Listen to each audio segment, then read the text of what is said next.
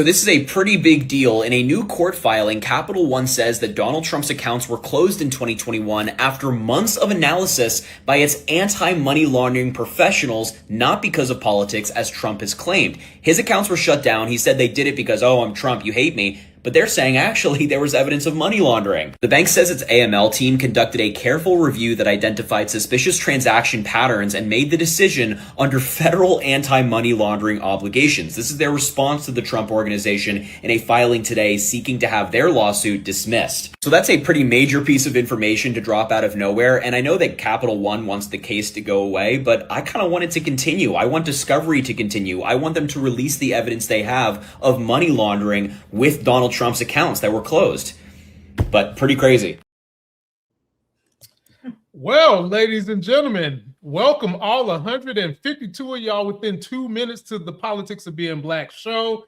I am Lamont Tyson. Today I have, if you've been with me any in the last 6 years, you all know Monique Nicole. She's the youngest in charge of Atlanta and Hollywood, and I hear she's doing New York now. She's in the building. The new people, you've got to meet Mel, who gives emotional and energy assistance. She's in the building with me.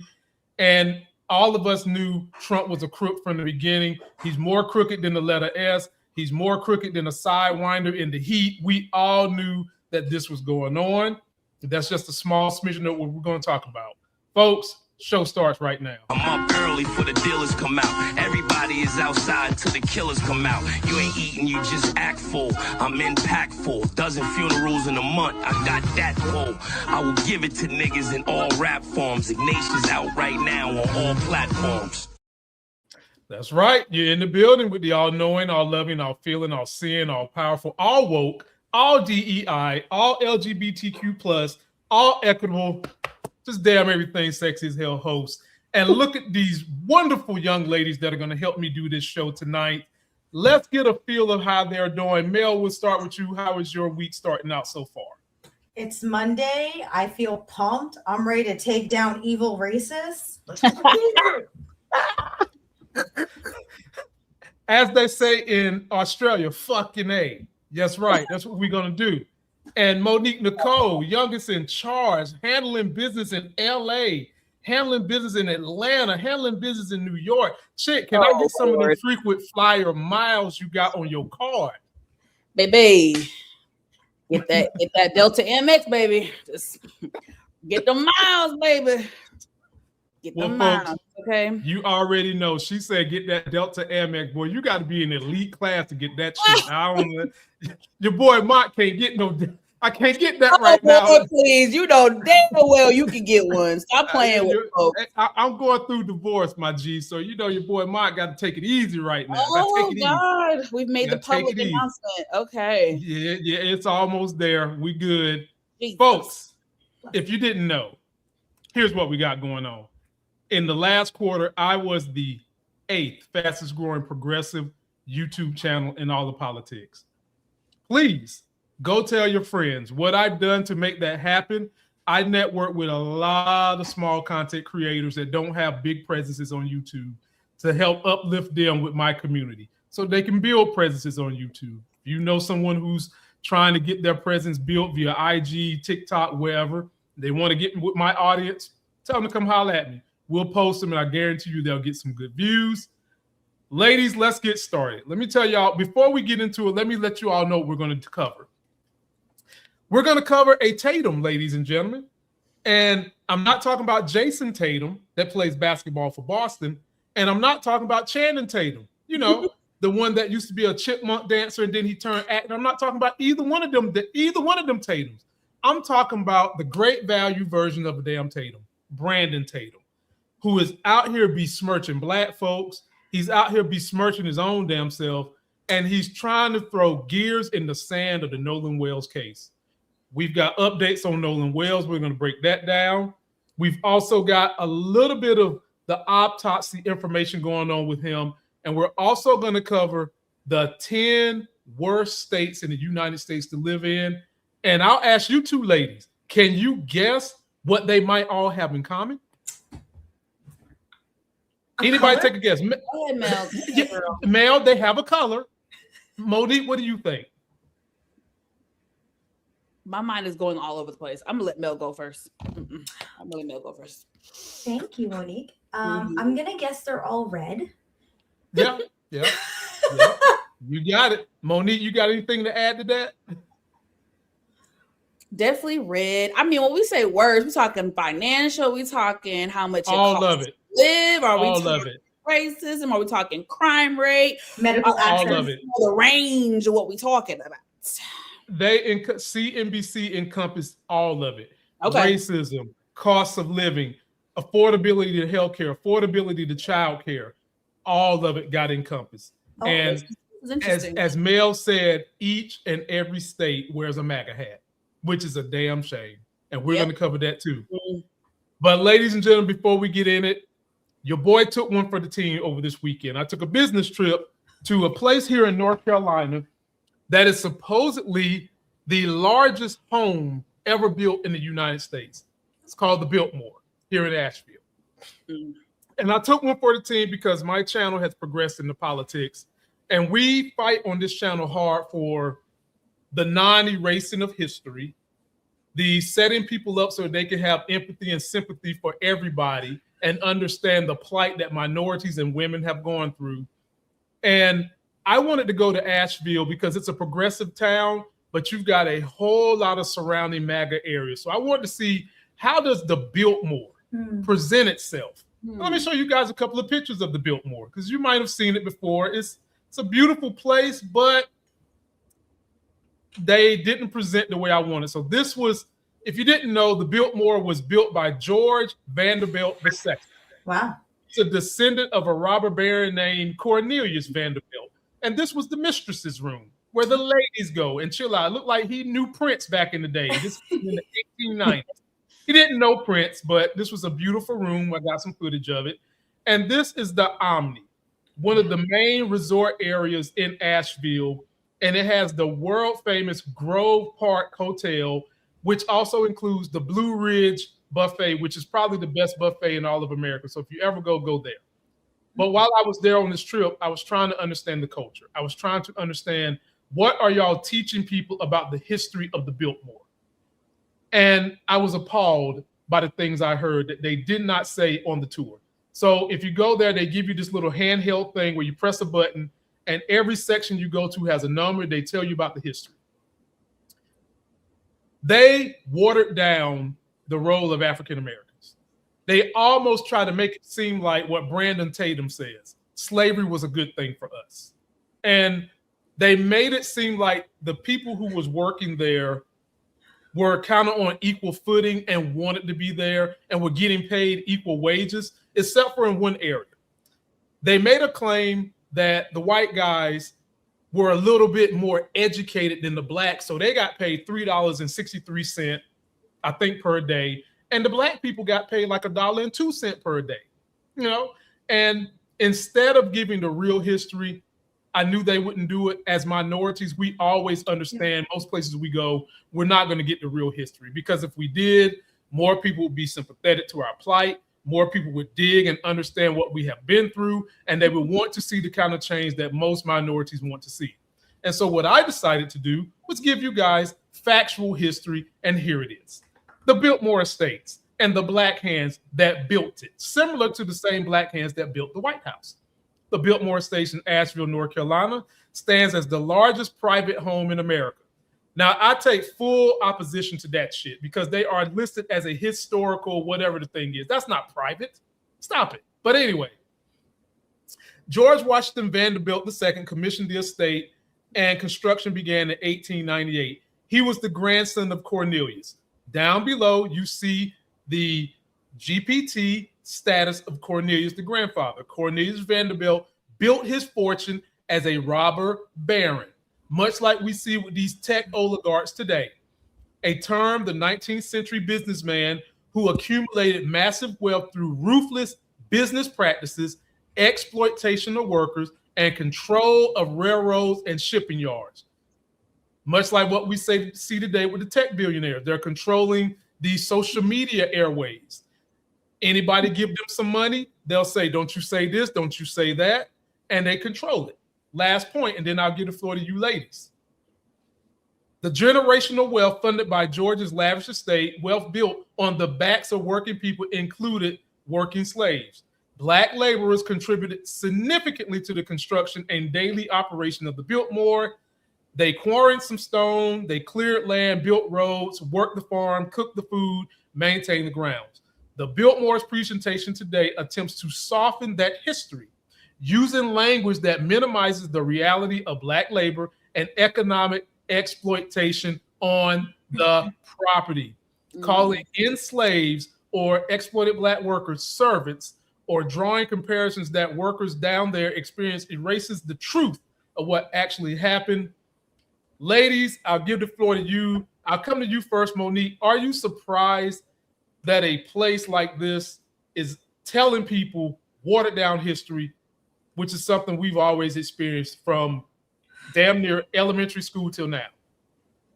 So as a Black girl, dark-skinned Black girl, don't let the filter fool you, dark-skinned Black girl from the South that was raised down here, not much surprises me. So no, that does not surprise me. I never been to the Biltmore. Of course, I would always see the advertisements on TV. I'm in Atlanta, so very close to the Biltmore. We're pretty much neighbors, as you know, Lamont. But no, never been there. I'm not surprised. It's the same way why you can drive many places in the South, including Georgia, and they built neighborhoods with the name plantation still in the name of the neighborhood. There's so many plantation this, plantation that here in Georgia. So they don't care about the history. They don't even give the facts about the history. They always want to water it down. I'll be honest. I'm thinking high school here in Georgia, they did touch on things, but it was a college professor of mine who really dove in. You know what I'm saying? And so it's just, it was watered down 20 years ago, and it damn sure is watered down in 2026 with we know who was in the office. So yeah, nothing surprises me, Loma. No. What do you think, Mill? I agree with Monique Nicole. The concentration has gone down even worse. I mean, I don't even think we might got 1% concentration in this Downy softener now. Damn. Can we get some help over here? Tell us about it, Mill. I have family, young Black women who live in the South, and I'm often concerned for their well-being, because having a different culture here in New York City, it's more openly understood and discussed and regarded as truth that, that's your superficial story. You better make sure you look underneath. And I can notice that that's a different, exactly as Monique Nicole is saying, that's a different experience in those states that still hold what people want to call the history. Why can't people get over the history? Because the history continues to recapitulate. So if it doesn't end or change, you can't claim that people aren't letting it go either. It's pretty common sense. It's pretty illogical to me. If nothing changes, history will always repeat itself. Yes. Always. 100%. Well said. Great facts, ladies. Y'all post your comments, let us know what you think. Your boy Lamont Tyson's always taking one for the team, getting on the ground, figuring things out. I'm always taking one on the team. Yes, Monique. Before we move on from the Biltmore, can you speak to what was the staff like there? What was your experience there? How were you treated there? The people, the tourists that were visiting, were they predominantly Caucasian? Were they also mixed race? Were they Black? Were they Asian? Speak to some of that, how your experience was there, if you don't mind. I felt safe. Okay. Pretty much most of the tour guides, I felt a very progressive vibe from them. Very progressive. Most of the tourists that were there were predominantly Caucasian. It was a good mix. Of course, you had your MAGAs there, but you also had people that had, blue stuff on, basically saying that we're progressive. But overall, I felt safe. The people in there felt safe. It's just the education they're giving is not safe. And I wouldn't tell minorities to not go. I would tell you to go so that it can spark the intellectual interest for you to go find the real truth, which is what it has done for me. And You know, that restaurant, the Blue Ridge over at the Omni Grove Park that I was telling you about, is a highly progressive place, but they cater a lot to the rich. And I had a wonderful conversation with a waiter there who's a political science major. I won't say anything else, but he kind of gave me the insight on what's going on there. Because if you guys remember, when Trump first got in office, they cut off FEMA funds because they had the flood and all that stuff that hit over there. And Trump cut the funds, and sadly, he cut funds to a lot of people that voted for him around the Asheville area. And, you know, the waiter was just kind of telling me the dichotomy that is so stark with the inner city Asheville versus the surrounding country, and how it was so frustrating to see that economy take a tumble, because the people that voted for Trump was okay with him taking the funds, and it just blew his mind and their mind. But the restaurant he works at is untouched because rich people come there. It's like a resort. It's untouched. And so some of the things that the economy is doing to other people, the rich don't see it. And that's why oftentimes they seem obtuse to the real problems going on the ground. Yep. Yep. Y'all let us know. Let us know what you think. Next thing I got for you ladies, and Mel, you'll get to go first on this one. Here is the list of the top 10 worst places and states to live in the United States. It is a MAGA booger bastion. You only want to go there to visit, and you want to make sure you ain't near no southern border state, because boy, they might try to hem your ass up. Take a look at this, ladies. CNBC just dropped its list of the 10 worst states to live in. And I know a lot of you are not going to like who came in at number 2. They based the rankings on quality of life metrics, things like crime, access to health care, protections for workers, the kind of things it says would attract workers to a state. At number 10, Arkansas, which actually moved up this year, but they got poor marks for violent crime, dead last for food insecurity. Oklahoma, number 9, a cheap minimum wage and poor worker protections hurt the Sooner State. Alabama's 8, poor marks for mental health providers and limited protections against discrimination. Missouri, number 7, one of the most violent states in America, according to FBI statistics, top 10 in firearm deaths, too. Utah is 6th, beautiful state, but bad marks from CNBC for healthcare and a low minimum wage. At 5, Georgia ranked poorly for worker rights and protections against discrimination. Louisiana was 4th over healthcare access and violent crime rates. 3rd, Indiana, ranked low when it comes to childcare, which makes it more expensive for families to live there. At number 2, my home state of Texas. And this is weird, though, because CNBC rates Texas as 4th best when it comes to doing business. When it comes to quality of life, they ranked the Lone Star State low for healthcare reasons. A high uninsured rate, dead last in the country in primary care physicians per capita. And CNBC's state with the lowest quality of life, Tennessee. One of the highest violent crime rates in the country, 3rd highest drug death rate, and hostility toward the LGBTQ community. I know you have some thoughts. What do you think of CNBC's rankings? What'd they get right? What'd they get wrong? Let me know in the comments. Wow. Wow. Wow. Not a single blue state on that list. But, Mel, you have MAGA and Republicans tell it. They will tell you New York is trash. They will tell you Los Angeles is the bin that's inside the trash can. They will tell you Chicago, you don't want to go. And none of those places made the list. Floor is yours, Mel. Talk to me about that list. I'm not surprised to hear about Texas, particularly when it comes to access to healthcare. My family suffered a terrible tragedy during COVID when we lost a young woman to childbirth, which is a very unfortunate and common story amongst brown and Black women. Her first child, she was young and healthy beforehand. She had sought help, right? And then ended in tragedy. And I am one of many, many, many, many families that can speak on that. We know that the rates of death and pain care or pain management are lowest for Black women in particular, Indigenous women, especially really Native presenting women, also can't get real help and assistance. So is what I'm hoping the people will see from this report is that everything they try to malign in terms of DEI or this obsession with trans people and gay people and all of it, if you want to remain in the pipeline to poverty, just make sure you're in a state that is obsessed with keeping other people from living their best lives. That's it. And then you can remain ill and unwell and maybe even lose your own family members to medical systems that won't hear them when they actually go for help. And this is a huge problem for brown and black women in particular.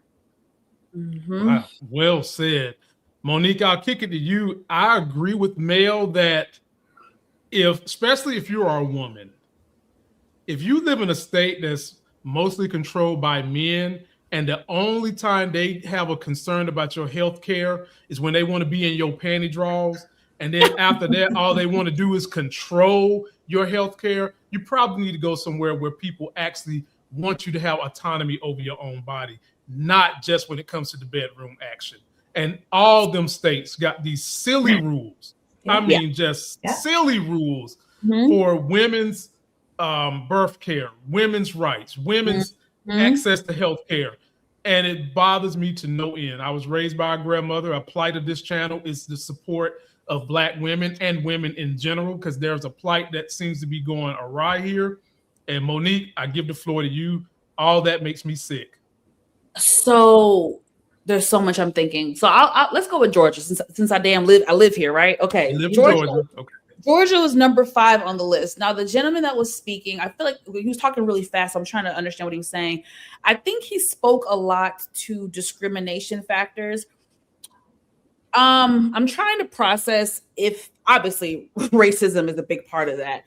I also wonder for that list if they took into account that, Georgia is a at-will state when it comes to employment. So right. There probably are a lot of EEOC lawsuits. You just, when you're in a state where it's at will and you can be fired at any moment for anything, they don't have to give you a reason. I think that might count.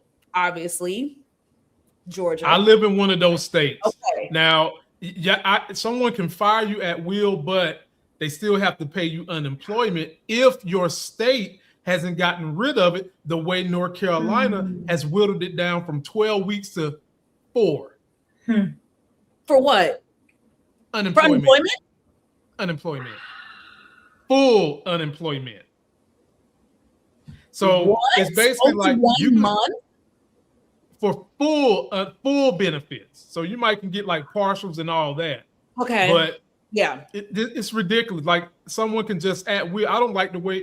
Let's just say you're dominated by some misogynistic person, and you come to work with a nice skirt on, and you be like, "Don't look at me crazy," and he's still looking at you crazy. You be like, "I'm going to report you. I'm firing your butt." But anyway, that was one thing that crossed my mind. Obviously, the racial factor. A lot of people forget that. Like they think of Atlanta and Metro Atlanta. That's amazing, but Georgia as a whole is still very much so a racist ass. Yes. That's not even factor in the cost of living. Really before COVID, Metro Atlanta was very, very affordable.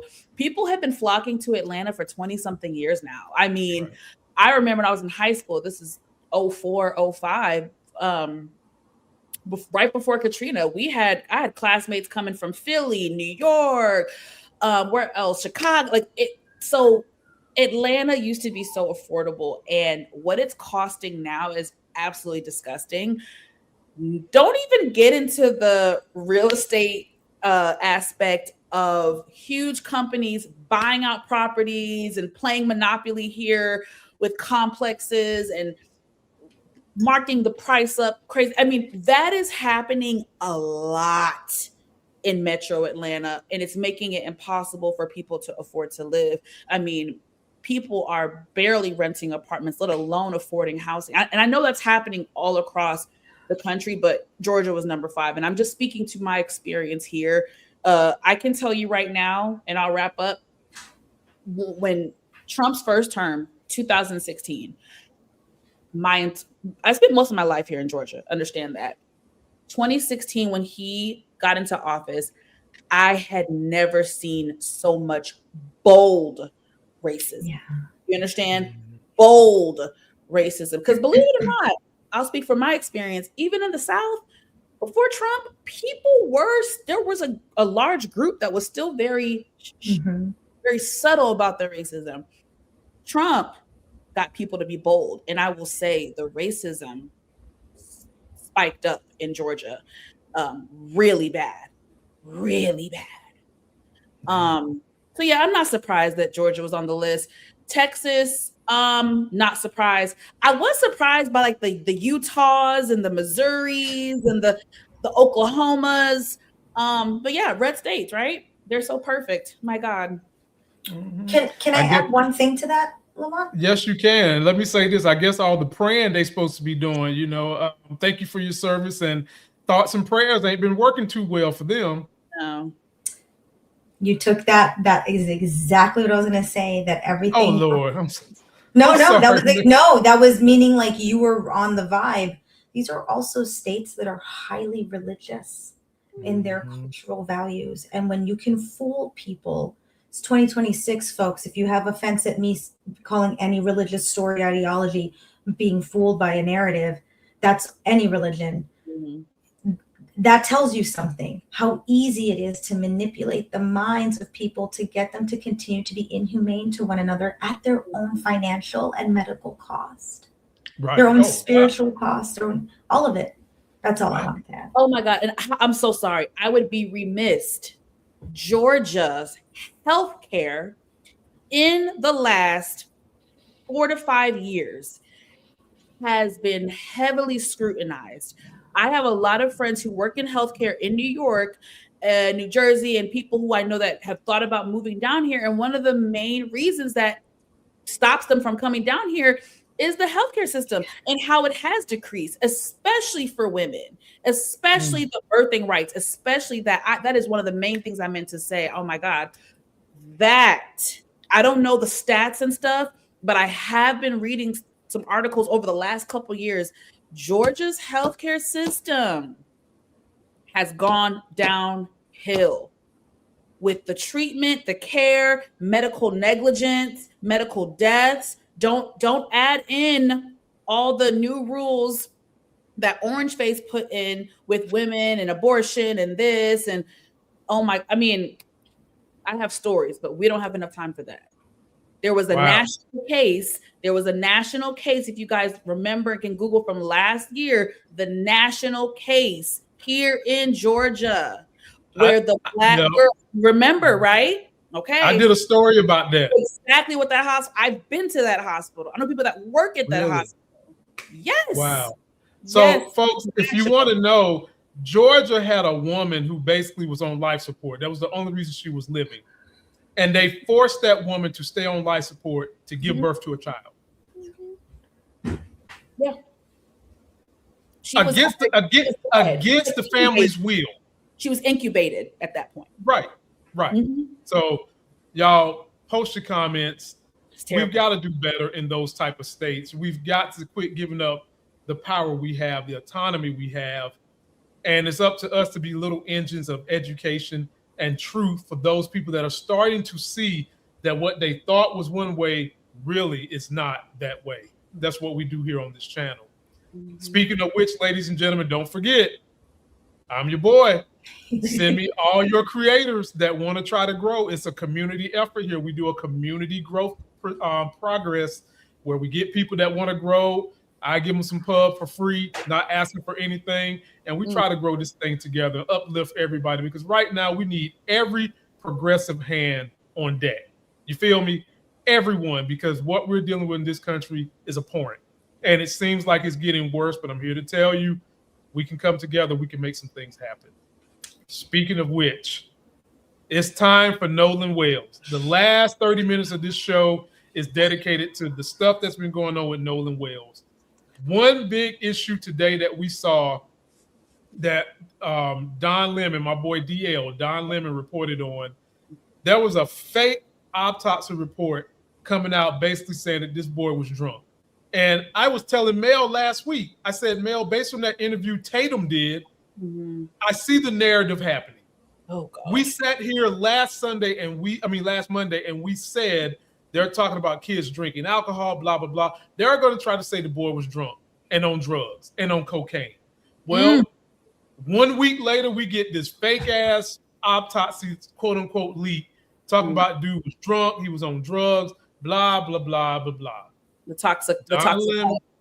Yes, they are saying don't trust it. And so I got a clip of TMZ discussing the independent autopsy that the family did that somehow or another was done faster than the one that the state is supposed to be doing, ladies and gentlemen. Take a look. This is infuriating. Take a look. The Mississippi State Medical Examiner has completed the autopsy on Nolan Wells. We told you that there was a second autopsy. Actually, it was completed before the first one and done by the family.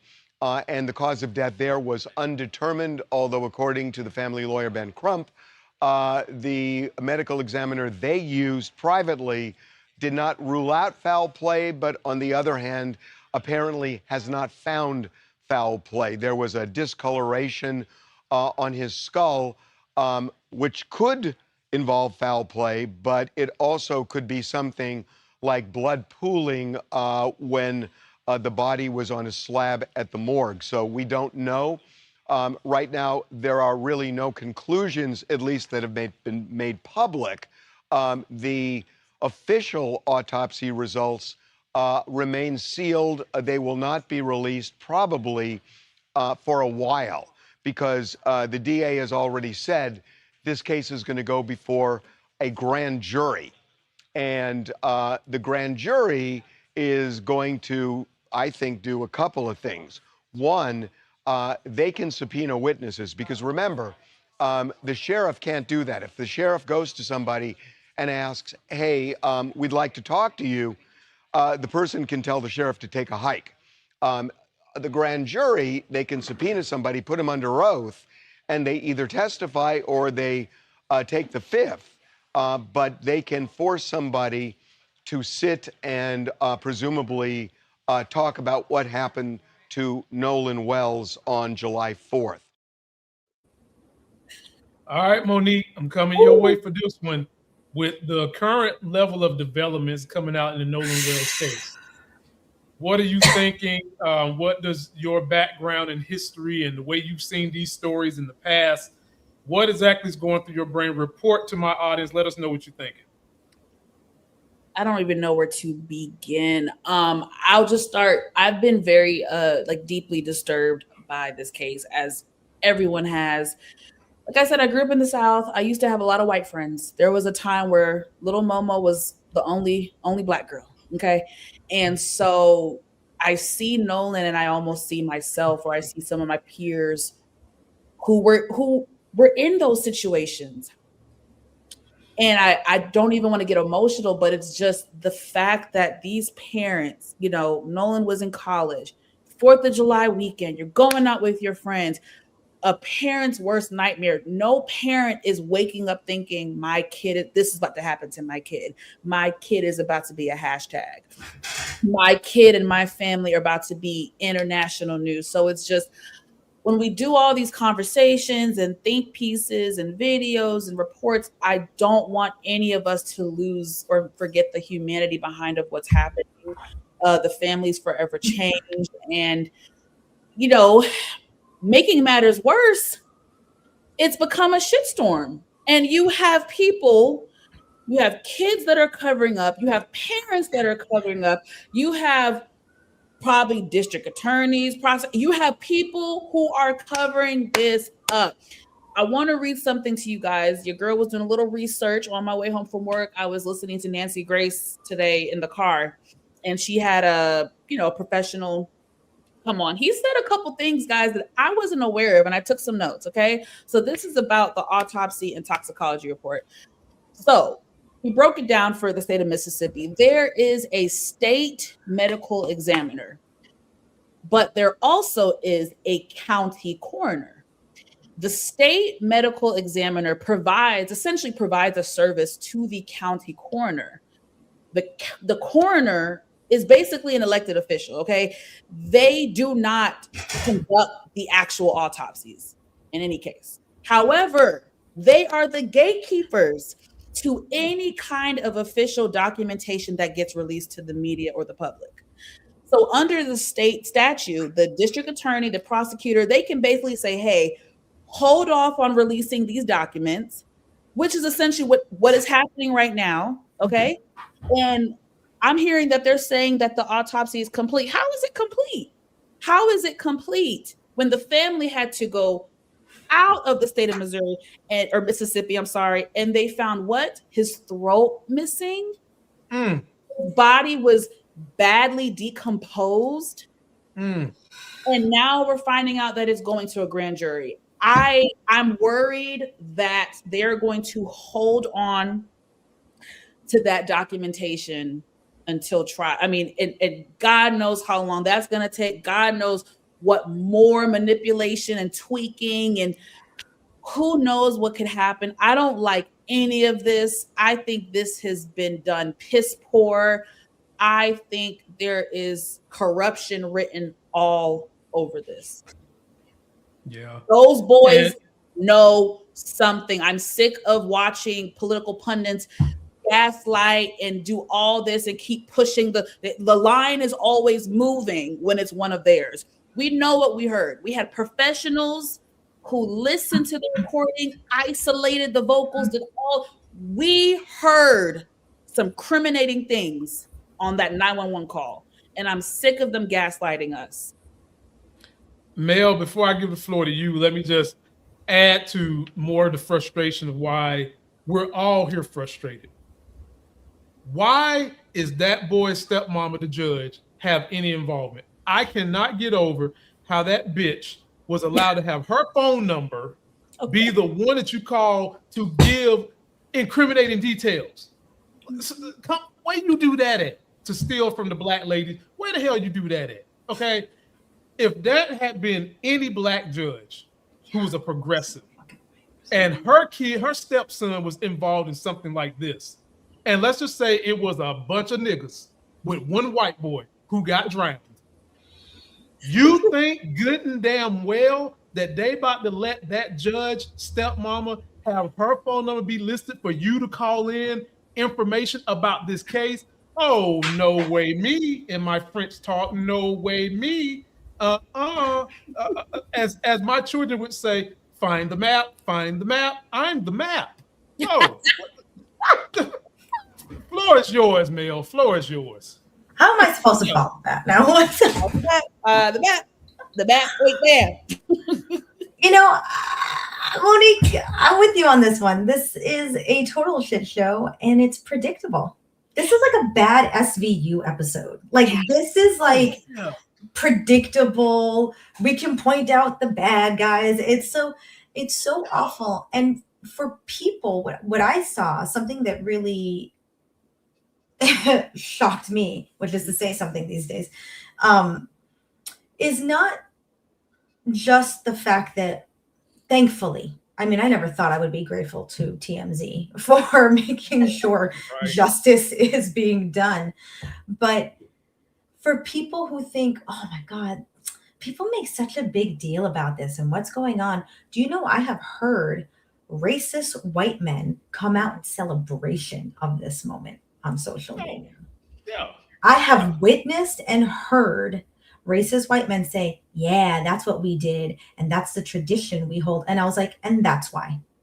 And that's why we have to do this. And that's why everybody has to come together and put a spotlight on it until it is properly resolved, because of that. It's not a question. It's not a small doubt. It's not a, what if it's racism?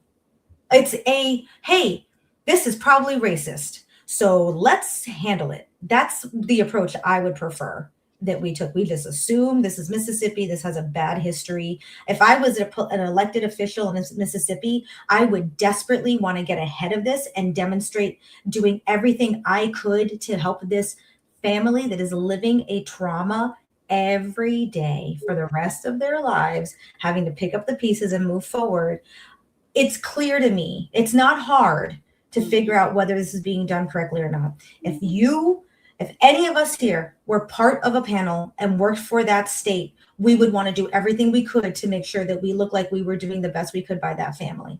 That is not what's happening. No. Nope. So we don't have to keep pretending and wonder and what. No, bullshit. Stop. We have to absolutely start with this is probably racially motivated and then go from there. And when the evidence stops pointing towards racial motivation, then I'll have a more open mind about other explanations. It's just, I forget the saying where it's like 2 things are a coincidence, 3 things are a whatever. It's just like, there is way too much shit. I'm sorry. From the day one, before the 911 tape was released, the fact that they lied to the mom damn near begged for the cell phone. She got the cell phone. Shit was deleted. Pictures, timelines, location, text messages were deleted. From that moment before we heard the tape. Yeah. Then one of the fucking kids, the mom is a goddamn judge. Is it judge? She's a judge. Yeah, she's a judge. Stepmama. You can't make this up. up. You literally couldn't. It's like a bad TV show. Then we hear the tape. And I have watched, first of all, shout out to Don Lemon. I have really been watching his YouTube channel on a daily basis the last couple weeks. And I'm just I love what he's doing. I love the coverage of this case. I love the people he has on. Of course, we know Nancy Grace, baby. She and her Bob is on top of it. I have to shout out to them for just always having integrity and being amazing journalists and standing up for what's right. And they really do deliver amazing coverage, guys. So I definitely say tune into them weekly for updates on the case. But it's a shit show. I'm very concerned. I'm very concerned about how this is going to go about, honestly. Same here. And to Mel's point, as we transition to the next phase or next haze over this case, Mel mentioned how, white men are out here celebrating that this boy is dead, right? Clapping it up, out there clapping like a damn circus seal. I'm happy, just doing stupid shit, right? Well, Mel, let me tell you something. It hurts people worse when one of our own is doing that same shit. When we got one of our own black men being a damn tote bag for the white man, okay? And I'm not talking about a Chanel purse either. I mean, maybe you can call it Chanel, but it's spelled shit purse. He's a tote bag for white dudes, okay? There's this guy named Brandon Tatum. He's a failed cop. He's a failed football player. And all that leads to personal insecurities on his side. He wants to be somebody. And the only way he could find to be somebody was to appease white, rich, racist dudes and to be their lapdog. He has caused a haze over this case because he's been granted access to interview these boys.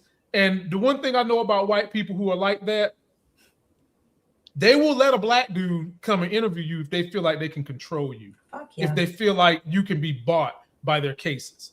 But what hurts other African Americans who know better, who are woke, is when he get on TV shows, builds his contrast by throwing us under the bus with stuff like this. And there's a war going on between him and DL, and we'll get to that in a minute. Ooh. But this is what this man is made of. Take a look at this guy. Where they find these type of dudes at? I mean, it's like, did Clarence Thomas nutting his mama or something? Anyway, here we go. And then Charlie Kirk said black men like you were better off during slavery. Do you agree with him? Yeah, listen, 100%. You believe 100%? Wait, you after slavery. Let me explain this. Maybe you don't know black history. No. You don't understand black history, and you don't understand what Charlie was saying. During slavery, it was only like 2% of white people that owned slaves. Who else was Who else were picking that cotton out there?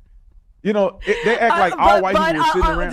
To elaborate on that, because I've been down that path, as you know, I appreciate that the entire Southern economy benefited off of slavery, but the counter argument to that is that the North chose not to, and that 350,000 white guys died to end slavery. So it's like, why can't we look at both sides of this? With the point being, not all white people are your enemies. Some of them stand shoulder to shoulder with you at the darkest times. I'm sorry. I couldn't hide my damn face. I'm like, God. So that was so much bullshit in that I thought I was at a rodeo. Oh, for real. God. I was ready for a red cape to just drop down in front of my camera. Because that was, man, let me tell you something. First of all, those numbers about 2% is just hogwash. That's number one. She openly admits that the production of slaves and what they did in the South created fortune for this country.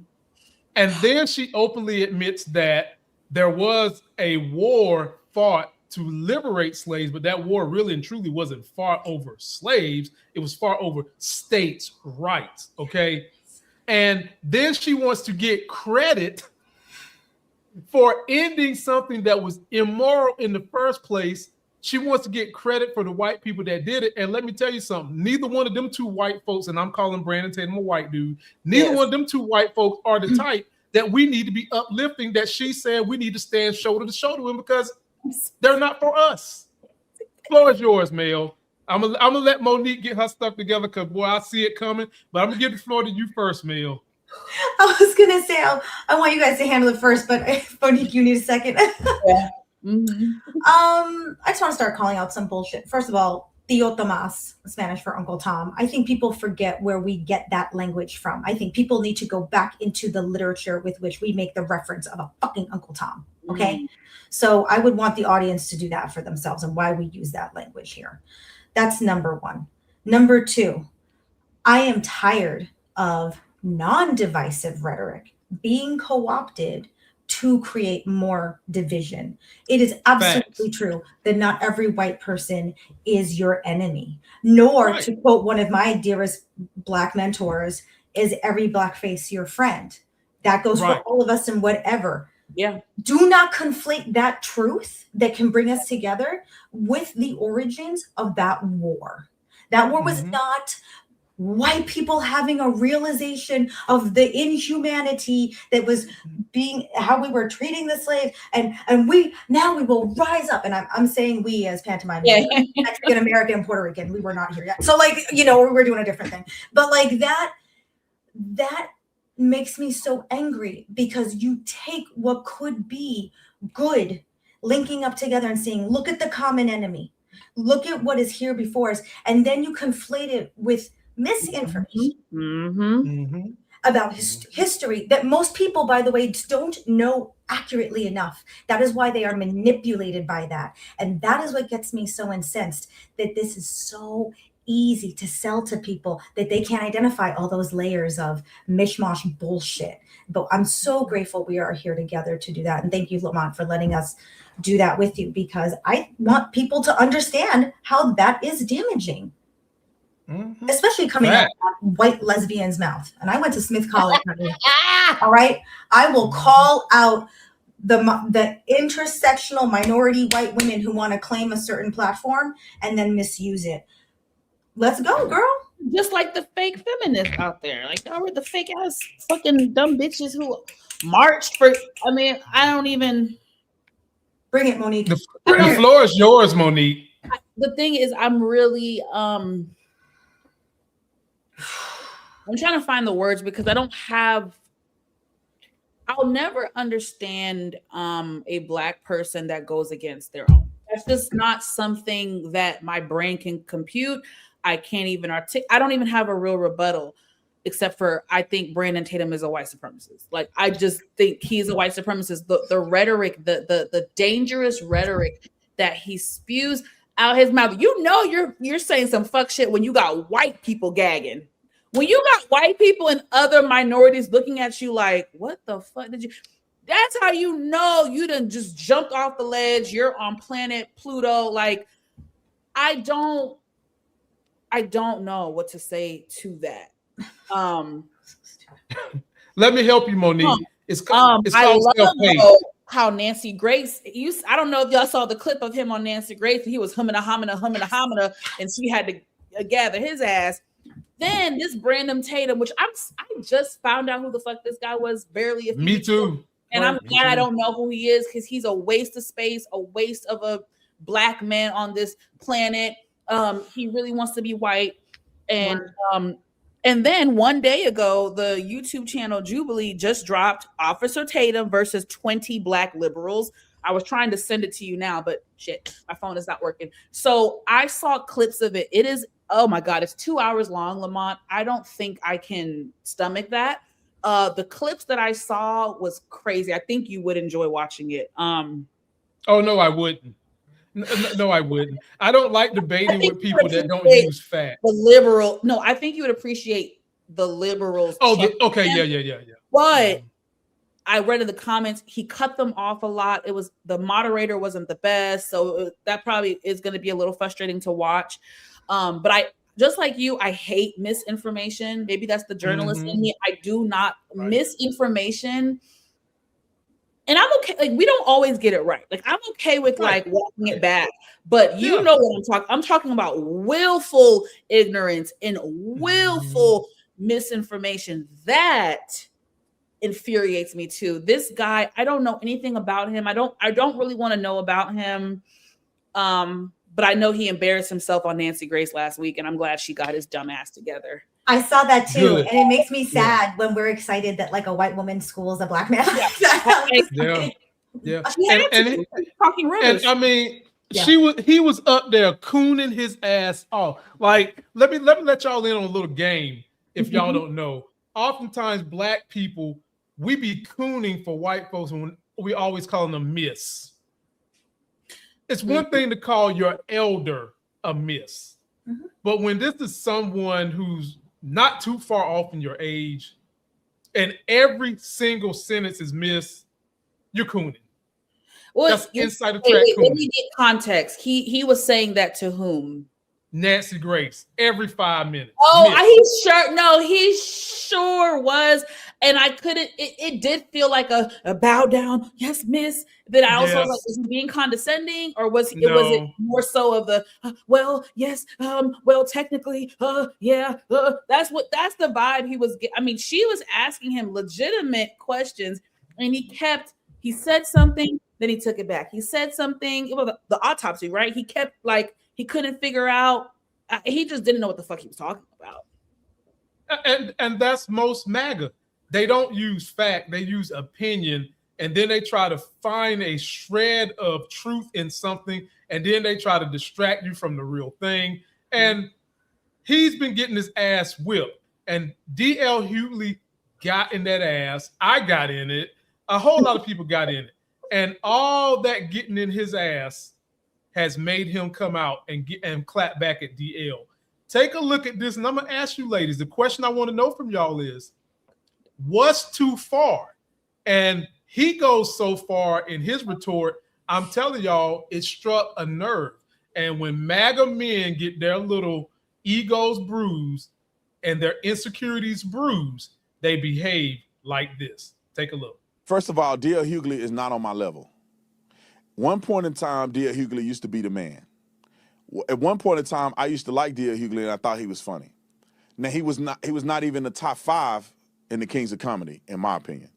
But I thought I respected his game.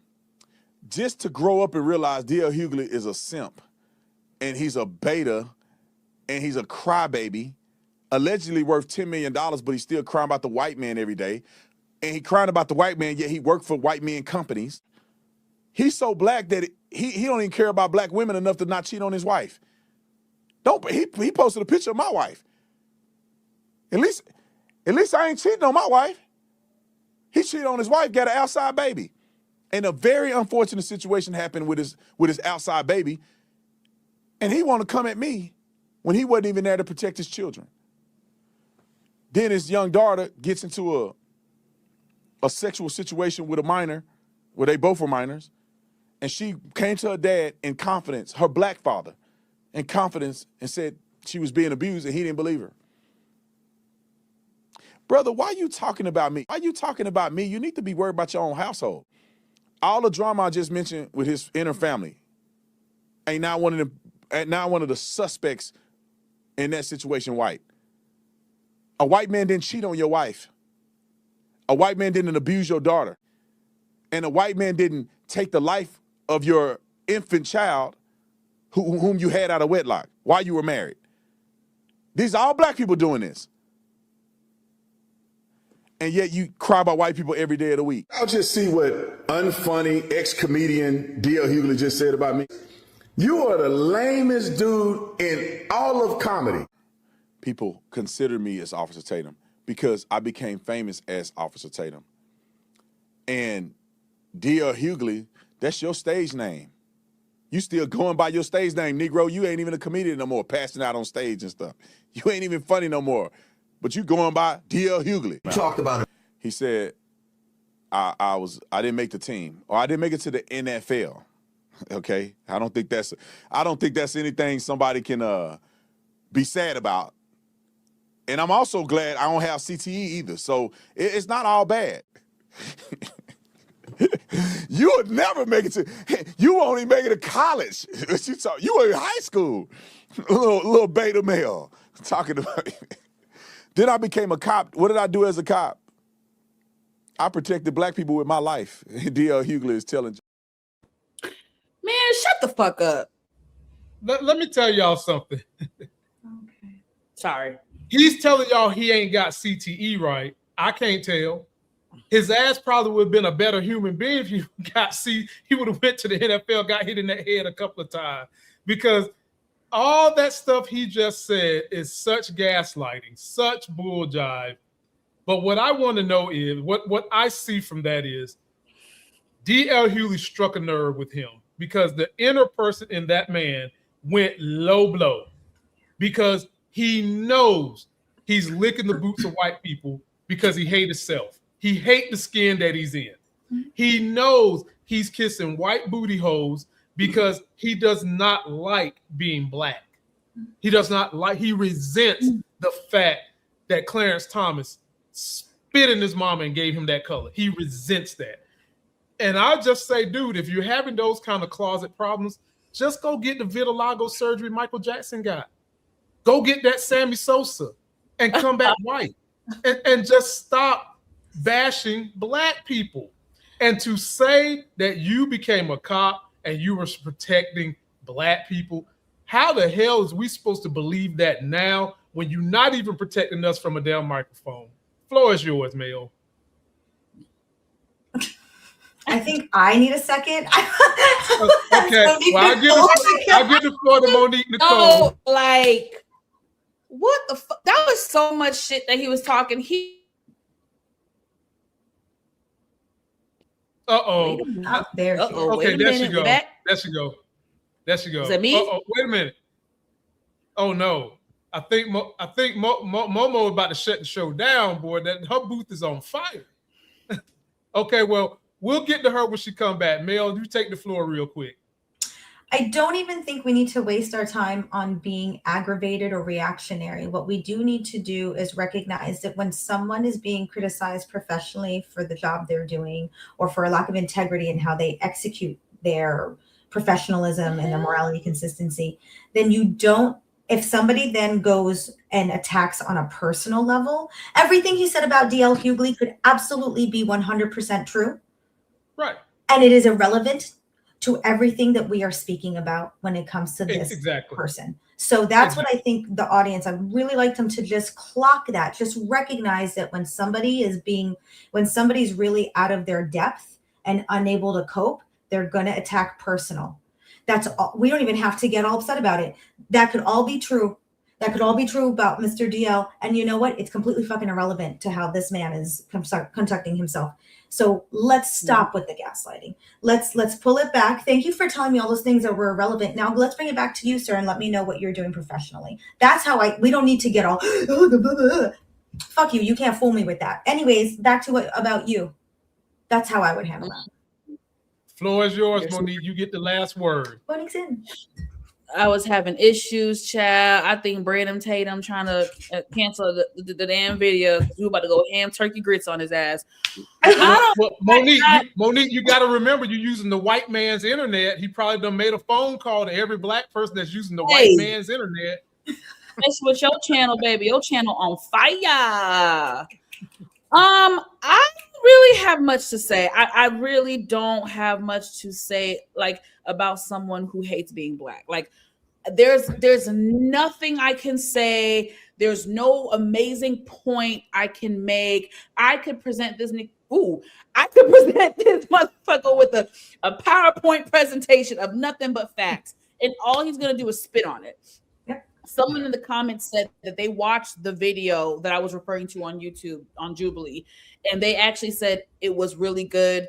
The young folks really gave it to him with some amazing facts. So I think I will watch, at least I'll probably give it 20 minutes. I have nothing for him. He hates his own kind. I don't know where that stems from. That is something he would have to talk to with a therapist, but that takes self-awareness, right? So that's never going to happen. There's something that happened to him long time ago where he did not feel good enough. He felt like black was not good. He thought white was right. And he was conditioned from a young age, maybe adolescent years. Something happened. I'm not a psychiatrist and I don't want to be, but it's something deep rooted. And I'm not going to argue with someone who hates being black. Like, you hate your own skin. You hate your own people. So no matter what I say to you, it's not going to register. But I do want him to get the fuck off of TV and stop doing bullshit and lies and misinformation. Now, that is where people like DL and other intelligent people are going to keep coming for his fucking neck. Because what you're not going to do is go on public platforms with this type of case, with someone's life on the line, someone's family on the line, justice on the line. You're not going to go on a public platform and continue to spew misinformation and lies and then cover it up. Because then we're going to keep coming for you, baby. We're going to keep coming for you. That's right. And he knew what shout out from having kids on his channel, on his podcast, and them white people. Let me shut up. No, I'm gonna let you go. Like, we're stupid. That was all part of the plan. Then you have the stupid little white boy, his dumbass daddy. They think we're fucking stupid. They're gonna put up I almost said bail money, Lord Jesus. Reward money. Right. They're gonna put up reward money for y'all think y'all motherfucking slick. Then, correct me if I'm wrong, either none of them or a couple of them did not go to the funeral. If your friend passed away unexpectedly, tragically, drowned, you were just spending the last hours with him, would you not go to the funeral and pay respects if you're innocent? Right. Why would you not go bury your friend? Momo, I'm going to tell you like I told Mel. I was telling Mel last week, first of all, if I lost my friend on that island and my friends know exactly who I'm talking about, I'm probably not coming back till I find y'all. So the boat would have came back without me on it, because I'm not leaving till I figure out where my friend's at, what happened to him, can I find a body or something. So it just goes to show you how much of a friend these people were. They weren't real friends. Anytime you scapegoat somebody in the way they did, it lets you know who they really are. And I'll say this when we get out of here. You really figure out who your real friends are in your darkest of hours, in your toughest of times. Amen. I done had to filter my damn circle in these last couple of dark months of my life, because when you see people smile in your face when everything's good, when you can go to the party, but when them lights get turned out at the party and somebody got electrocuted, who's left standing to tell the truth is your real friend. And folks, that is our time. Their links will be in the video description. Ladies, I got to jump on another call. We're going to get out of here. Don't forget to like the video, folks. I'll be coming back with more content. Please subscribe to these great ladies. They put out some of the best content that you can find. And I will make sure that I bring them back. And we're going to have to take them for 2 hours on the next ride. Until that next Sex is Hell video, we're out. Somebody's bleach blonde, bad built butch body. Somebody's bleach blonde, bad built butch body. Somebody's bleach blonde, bad built butch body.